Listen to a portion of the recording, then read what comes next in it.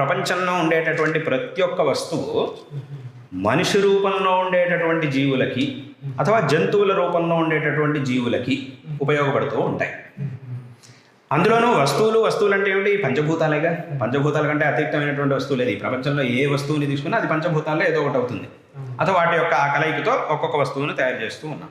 కాబట్టి ఈ పంచభూతాలలో అన్నిటినీ కూడా మనిషి అథవా వేరే జీవులు, అదే వేరే ప్రాణులు, అన్నీ జీవులేగా.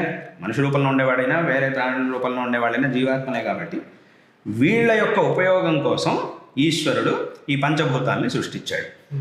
అంటే అందులోనూ వాళ్ళ కర్మల్నే తీసుకొని వీటిని సృష్టించాడు. వాళ్ళు చేసినటువంటి కర్మల్నే తీసుకొని, ఎందుకంటే ఇప్పుడు కర్మ అనేటటువంటిది నేరుగా ఫలాన్ని ఇవ్వదు.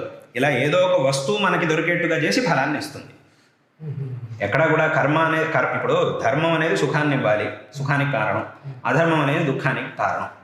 ఇప్పుడు ఒక ధర్మాచరణ చేసినప్పుడు వాడికి దాని యొక్క ఫలం నేరుగా అట్లా వీడు ఊరికే కూర్చున్నాడు, అలా సుఖం వచ్చేసి వీడికి అట్లా సుఖం అనుభవం అలా వచ్చేస్తుందని కాదు.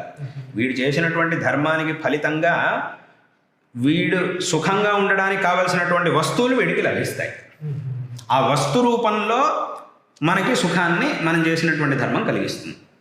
వీడెవరికో అన్యాయం చేశాడు, ఏదో పాపం చేశాడు, అప్పుడేముందనంటే ఏదో ఒక రూపంలో వీడికి దుఃఖాన్ని కలిగించేటటువంటి వస్తు రూపంలో ఆ కర్మ అనేది వీడి దగ్గరికి వస్తుంది.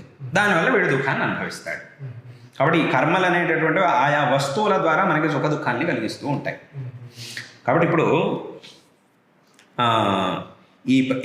ఈ పంచభూతాత్మకమైనటువంటి ప్రపంచంలో పంచభూతములు వీటి యొక్క కలయికతో పుట్టినటువంటి ప్రతి ఒక్క వస్తువు వెనక ఆ వస్తువుని ఈ ప్రపంచంలో ఉండే ఏ జీవులు అనుభవిస్తూ ఉన్నారో వాళ్ళ యొక్క కర్మలు ఆ వస్తువు ఉద్భవించడానికి కారణం.